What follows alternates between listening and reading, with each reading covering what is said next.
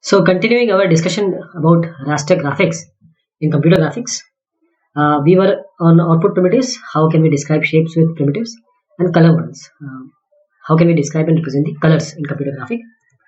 So, we were watching the Bressenham's line algorithm. We have already seen the Bressenham's line algorithm. This algorithm is quite accurate and efficient. So, it only uses incremental integer calculations and it tests the sign of an integer parameter. These two things Bressenham's line algorithm takes into account. So there are various cases: positive slope if it is less than 1, and after the pixel xk yk. See, this is the pixel xk yk. Xk, this is yk. So after the pixel xk yk is displayed, next which pixel is decided to plot in the column xk plus 1. Okay, this. So we have to choose that this line is somewhere here. So which pixel needs to be chosen?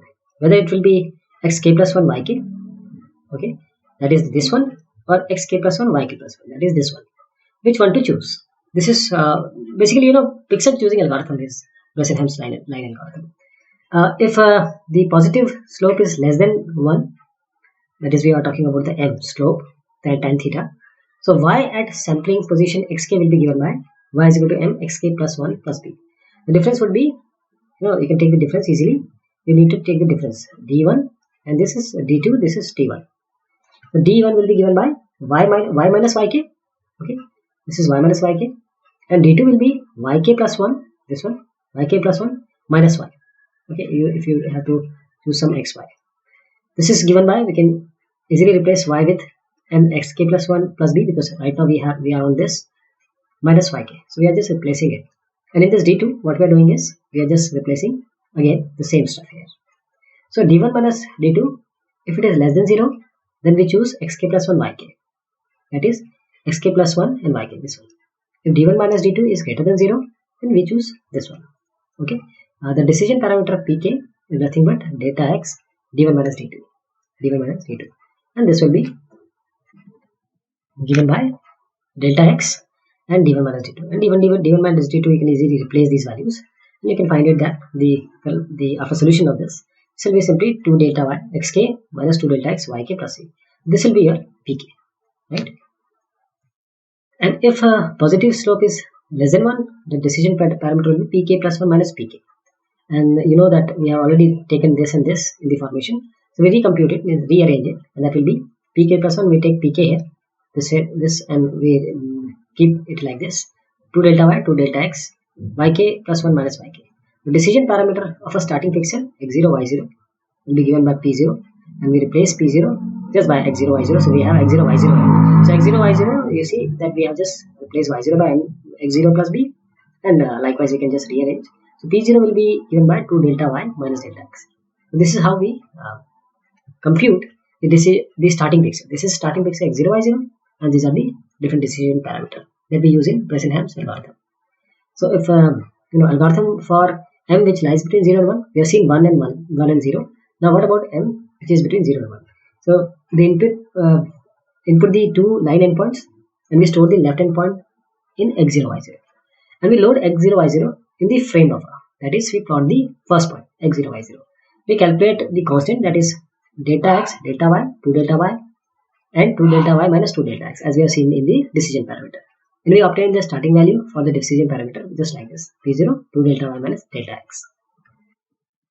So at each xk along the line, each xk, we start at k equal to 0 and perform the test which we have just seen. If pk is less than equal to 0, the next point will be simply xk plus 1 and yk.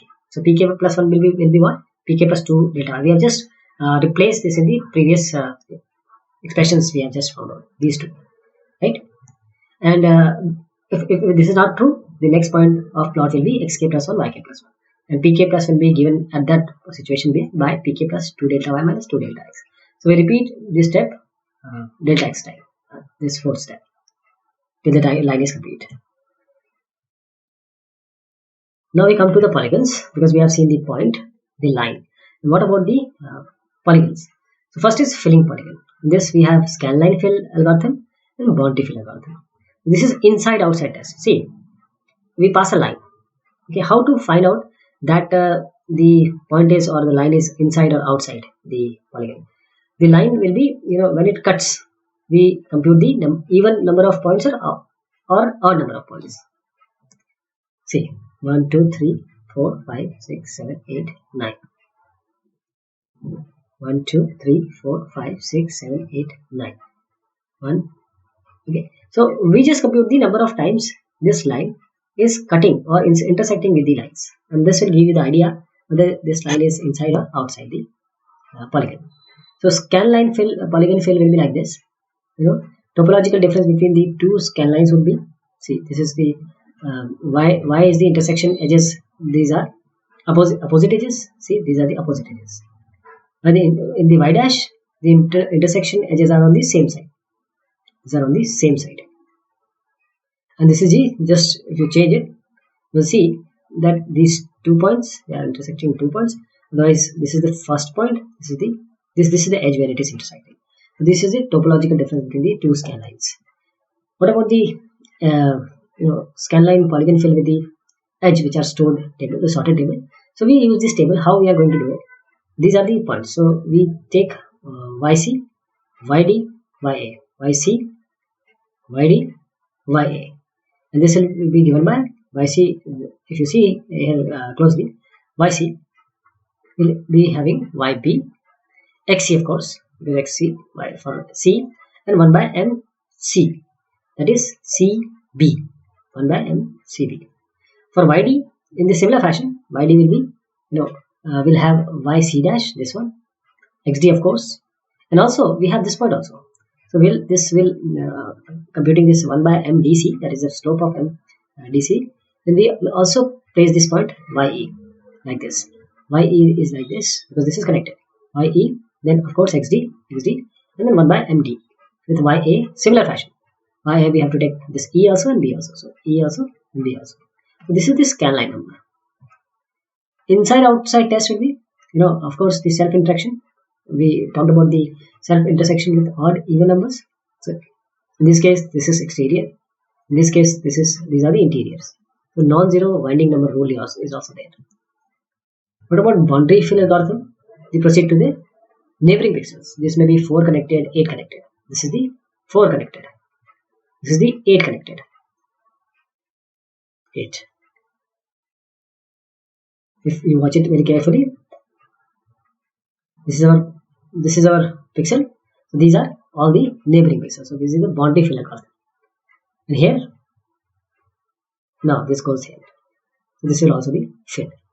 This is by 4 connected. This is by 8 connected. Now anti-aliasing. Aliasing is undersampling. That is low frequency sampling. This is the low frequency sampling. This is this is the original one. The samples are base. They are samples. So we reconstructed using this sample. So we just start with this point, go to this point, this point, this point, this point. So this is the Nyquist sampling frequency. Fs is given by 2f max. Nyquist sampling interval says Fs is equal to f max, where delta x will be equal to delta x of the cycle of divided by 2.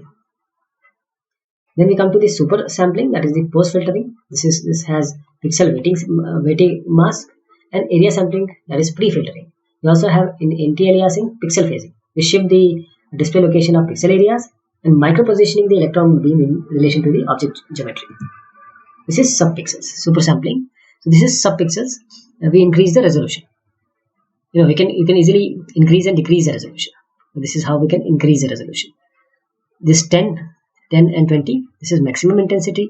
You see that this 11 and 21, you have the next highest intensity, and at 12, 11 and 20 here. See the lowest intensity. This is how it varies, because 11 and 21, 11 and 20, 11 and 20, and 10 20, 10 and 20. So you see here you have highest maximum intensity, while 11 20 will have a lowest intensity. See, this is how the shades of blue can show you that how many pixels are there. You have around 2, somewhat 2 here, all 3 here. You have just 1, that too not full.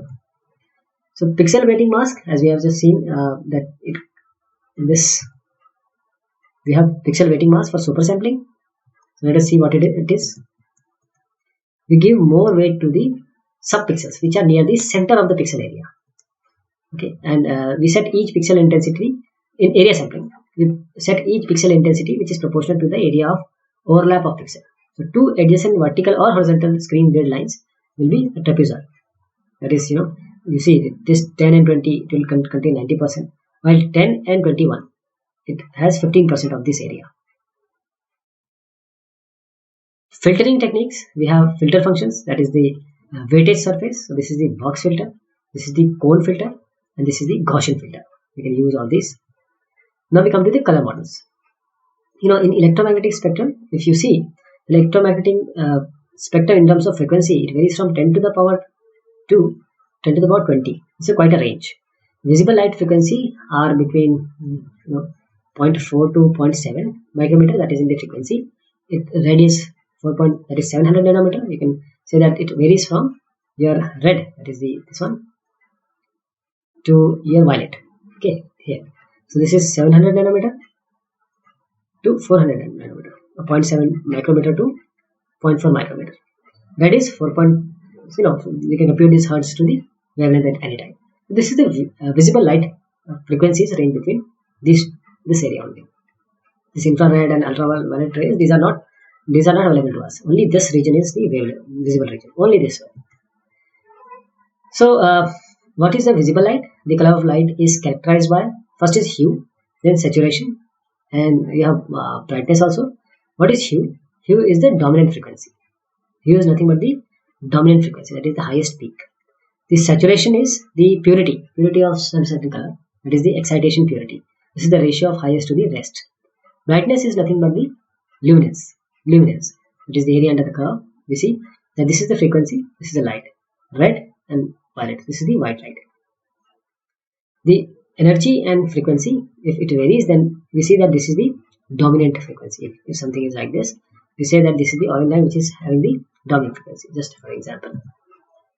How we perceive or percept the color, that is the color perception, we use the tri-stimulus theory of color. The spectral response functions of each of the three types of cones on the human retina, eye. Now this is the wavelength, and this is the fraction of light absorbed by each type of cone in the eye. So this is how it varies. This is blue, this is green, this is red.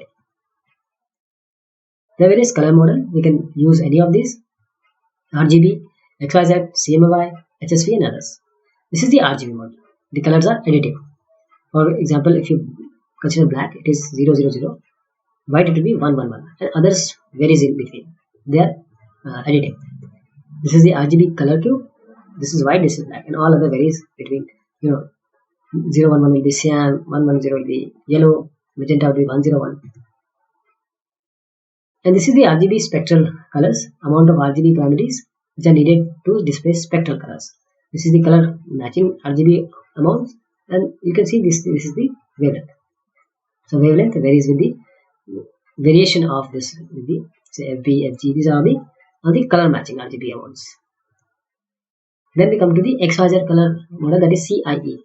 So this CIE, the amount of CIE, that is primaries, which are the primary color, which are needed to display the spectral colors. Again, it varies like this with color matching CIE amounts and the wavelength.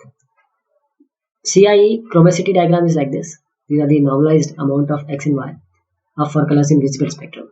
You see, this is X, this is Y, and here we have various spectral colors you can see. So CIE chromacity diagram, we define color gamuts like this. They represent complementary color. We can determine the wavelength and purity at any point, dominant purity also. This is the RGB color gamut. Color gamut for a typical RGB computer monitor will be like this. Okay. Now we come to CMY. These colors are not additive but subtractive. As in the case of RGB, it was additive. So this is cyan, magenta, and yellow. White will be again 000, black will be 111. So it varies now, like this. In CMY color cube, these things will change, black, white, and depending upon, because these are subtractive, so depending upon this CMY the colors will vary like this in the color cube. Now we come to HSV. HSV is nothing but the hue, saturation, and because you are aware that we have talked about the purity and the dominance of color. So you can have hue also, saturation also, and values also. So we can select a spectral color, hue, and the amount of white, that is the saturation, and a black, that is the value. So this is the RGB color cube. This is the color hexagon for HSV. And these directions will give you the proper HSV values. This is the HSV color model. As I said that this is the center point, and the distances and the angles will give you the HSV points. So you can see that the various H value for any color. You can see there are various H, S, N corresponding value. This is the HSV color model.